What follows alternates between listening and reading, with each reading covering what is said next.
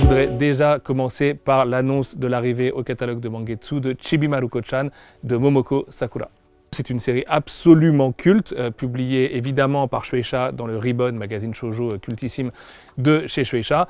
Série qui fait vraiment partie de la vie et du quotidien des Japonais, série intergénérationnelle s'il en est, qui date de 1986 et qui compte à date 18 tomes au complet. Et oui, je suis obligé d'en parler tout de suite, c'est un pari complètement fou de publier Chibi Maruko-chan, on en a bien conscience.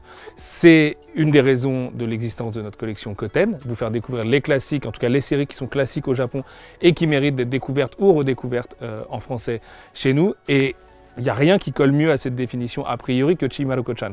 Chibi Maruko-chan, c'est connu de 100% des Japonais. C'est un peu comme Michael Jackson et la pop music, si vous voulez. C'est vraiment un truc qui fait partie de la vie du Japon. Vous allez à la campagne, il y a des stickers de Maruko qui sont collés sur les abribus et sur les panneaux de signalisation.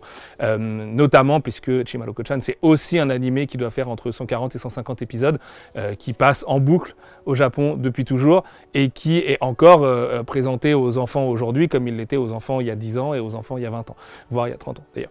C'est sûr que commercialement, c'est un risque de publier Chibi Maruko-chan. Maintenant, on sait que le lectorat a changé depuis quelques années, que depuis cette fameuse crise Covid et l'expansion énorme du marché du manga, on a beaucoup d'autres typologies de lectrices et de lecteurs qui s'intéressent à beaucoup d'autres choses.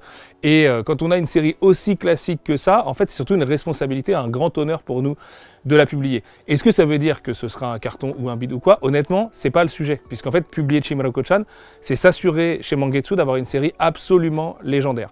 Vous imaginez bien qu'on a beaucoup discuté avec le Sakura Estate, du coup, qui gère les droits de l'autrice malheureusement disparue Momoko Sakura qui nous a quittés en 2018, ainsi qu'avec Shueisha et Viz Europe aussi qui nous ont beaucoup aidés dans cette publication. Et croyez-moi que tout le monde a envie que Chibi Maruko-chan soit publié dans les meilleures conditions. Il y a eu beaucoup de débats autour de la direction artistique, beaucoup de débats autour du moindre mot dans les notes de l'autrice ou dans certaines définitions précises ou quoi. Vraiment, c'est un travail d'orfèvre qui a été fait sur Chibi Maruko-chan, d'où cette sortie décalée à la rentrée des classes au 6 septembre prochain.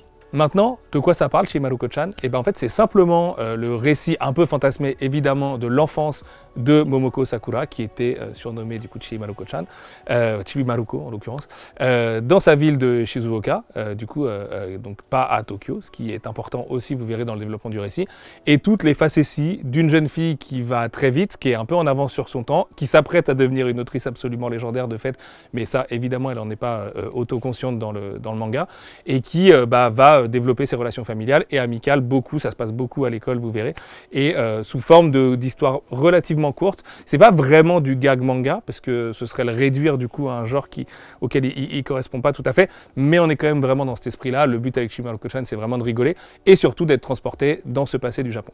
Là, dit comme ça, c'est sûr qu'on peut se dire, ok, mais une petite fille en 74 à Shizuoka, je vais peut-être avoir du mal à m'identifier, et c'est là en fait où évidemment la magie de Chibi Maruko-chan opère, c'est que non, c'est une histoire absolument universelle pour le coup. On retombe tous en enfance.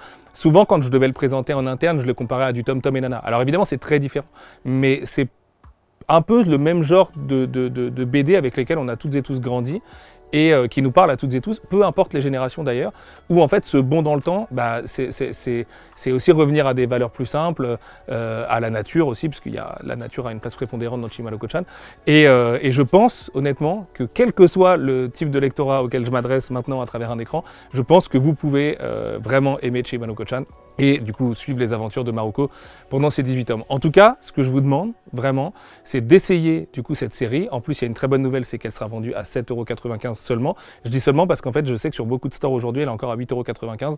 Donc je tiens à vous rassurer, elle sera bien à moins de 8,09 € du coup à sa sortie le 6 septembre prochain. Et je pense qu'à ce prix-là, honnêtement, vu le niveau de classique, en tout cas, et si vous comptez aller au Japon ou si vous êtes déjà allé au Japon, vous pouvez faire ce pari de lire au moins le tome 1 pour voir si ça vous plaît. En plus, on a une super traduction de Kevin Stoker, vous verrez sur le tome 1. Là aussi, il y a eu beaucoup de travail. C'est quand même assez verbeux, c'est pas lourd, mais en tout cas, il y a beaucoup de dialogues et beaucoup d'informations dans Chibi Maruko-chan. Ce qui, d'ailleurs, fait que la série n'est pas une série jeunesse de fait, puisque elle est assez balèze. Et qu'en plus, il y a un niveau d'humour, évidemment, que les enfants ne comprendraient pas et que seuls les adultes pourront saisir. Et c'est ce qui fait vraiment tout le sel de cette série. Voilà pour Chibi Maruko-chan. Ça sort, du coup, je vous l'ai déjà dit plein de fois, le 6 septembre prochain prochain dans notre collection Koten au prix de 7,95 €. Et j'espère sincèrement que vous serez content de voir cette série arriver chez Mangetsu, puisque, encore une fois, c'est un petit monument de la culture japonaise qui arrive chez nous. En tout cas, je remercie vraiment vivement Viz et Digital Catapult qui ont beaucoup œuvré du coup, pour qu'on puisse avoir les droits de ces deux séries et qu'on puisse travailler sur ces deux séries dans les meilleures conditions. Je remercie aussi toute l'équipe qui travaille dessus, les préparateurs de copies, les traducteurs, les lettreurs, les lettreuses, etc. Parce que c'est vraiment une grosse pression, mine de rien, de travailler sur des titres aussi légendaires que Chimaruko-chan et que Honshin-chan. J'espère évidemment que vous serez au rendez-vous. Le prochain rendez-vous, il est très vite là, puisque du coup, au moment où on se parle, dans 2 semaines, Chimaruko-chan arrive normalement dans toutes les bonnes librairies.